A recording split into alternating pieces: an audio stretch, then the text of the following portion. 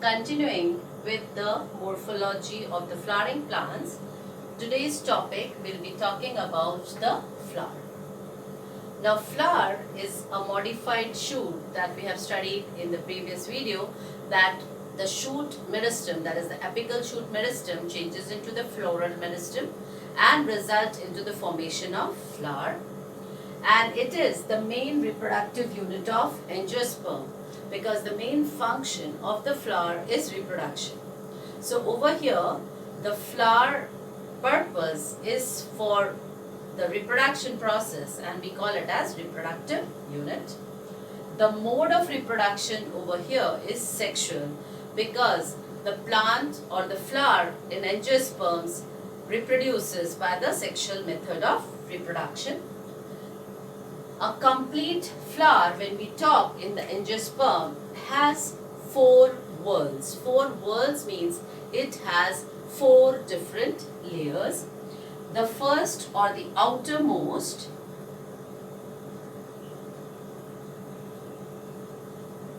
is the calyx. This is the first layer, or we call it as sepals. So the calyx and the sepals form the first layer. This is green in color. The flower is held or with the help of a stalk or pedicel.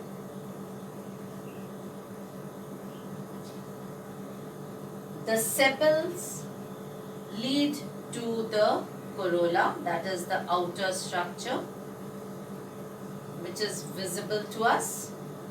So this structure, the colorful structure, it is the second whorl, and we call it as petals or corolla. Now, this brightly colored petals have the male and the female reproductive parts. So over here, inside, if we see the structure, we find several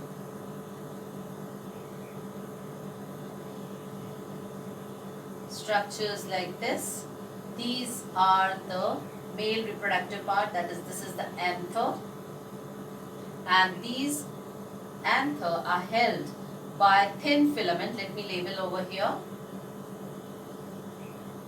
These are the filaments, and this anther and the filament form the androecium. The androecium is the male reproductive part. So this is the male reproductive part, and this is the third layer or the third whorl. Inside this is a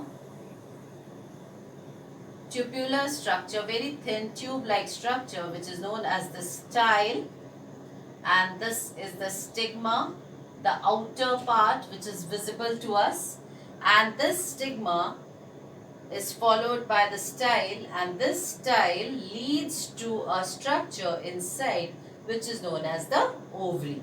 So the style, stigma and the ovary form the gynoecium, and this gynoecium is the female reproductive part. So this is the fourth one. So these are, in a normal flower, these are the 4 different layers, that is the calyx, the outermost layer.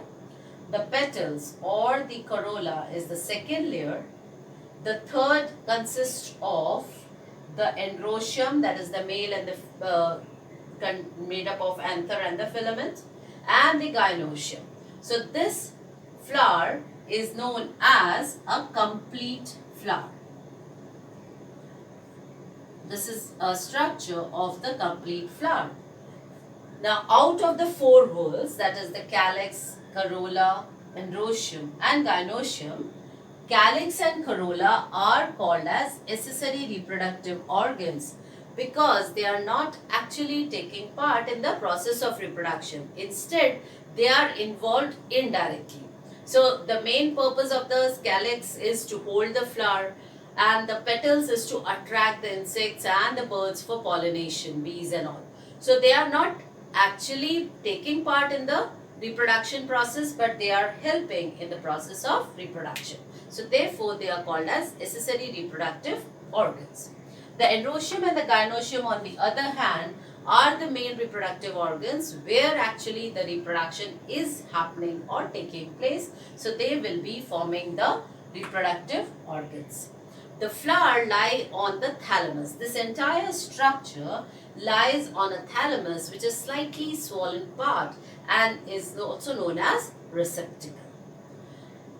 In certain flowers, we find that the calyx and the corolla almost normally, or when we find the flowers have a differentiate calyx and the corolla, but in certain cases we find that the calyx and corolla are not very clearly distinguishable. Example is tulip flower.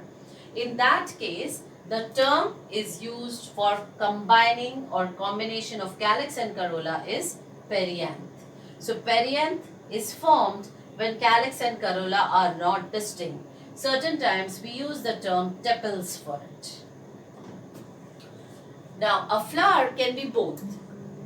Like it can be a bisexual flower or it can be a unisexual flower. A bisexual flower will have both the male and female reproductive parts, whereas a unisexual flower will have either the male or it will have female reproductive parts. So over here bisexual is a example flower, example is hibiscus, tomato, etc.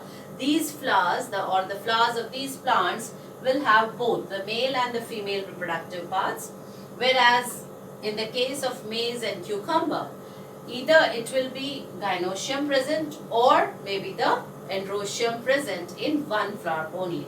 So the flowers can be unisexual or bisexual. Now coming to another term, that is the symmetry. Now what do we mean by symmetry?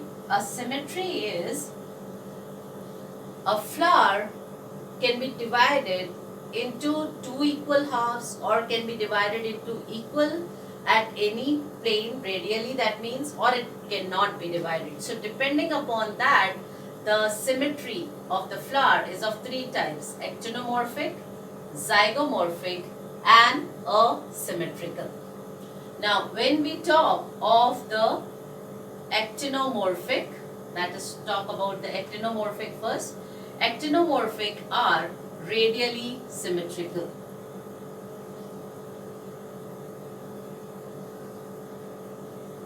That means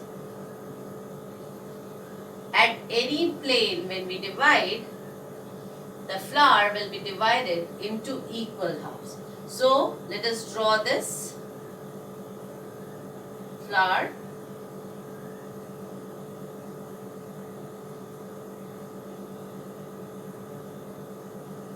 From the center when we draw, the flower can be divided into two equal halves. Like this plane if we divide, or let me draw with the black over here.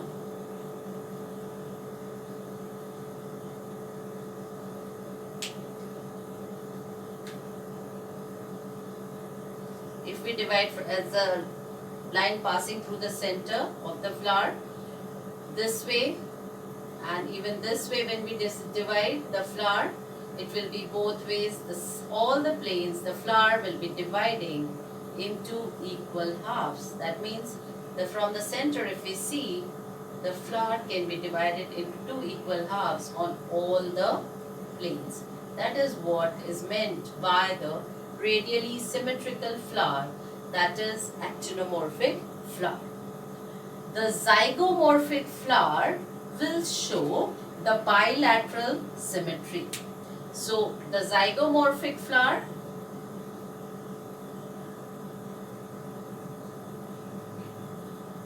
will show bilateral symmetry. Bilateral symmetry is in a case when the flower can be divided into two halves at one plane only, and in this case, this is the flower, suppose. Then if we divide the flower from the center, this is the center of the flower, it can be divided only through one plane. So equal halves will be there, and that is meant by zygomorphic. So zygomorphic is this flower. Now the third type is the flower that is showing asymmetrical.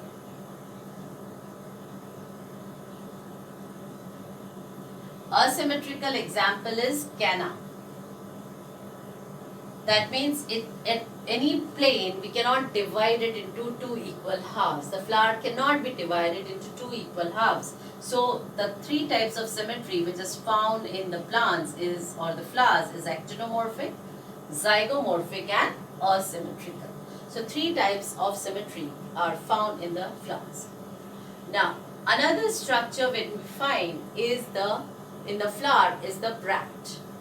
Bract actually is a structure which is present not in all the flowers but in some of the flowers. So flowers that have the bract, let us first understand what is the bract. So over here, as we have seen the structure, this is the pedicel. Now in some flowers this structure we know is the calyx. Sometimes they have a green further structure that is known as the bracts. This is the calyx and the corolla over here. So the bracts may or may not be present. A flower which is having bract is known as bracteate flower, and we represent it as BR in short, and ebracteate is represented as EBR. This will be studying when we'll be talking about the floral formula and floral diagrams. So bracteate flower will have the bract, and in the case of ebracteate flower, this structure is missing. The function of the bract is mainly is about the protection only, but it is not very clearly mentioned. This is the basic structure of the flower. In the next part of the video, we'll be talking about the different types of flowers based upon the position of the ovary and other detailed structures. Thank you.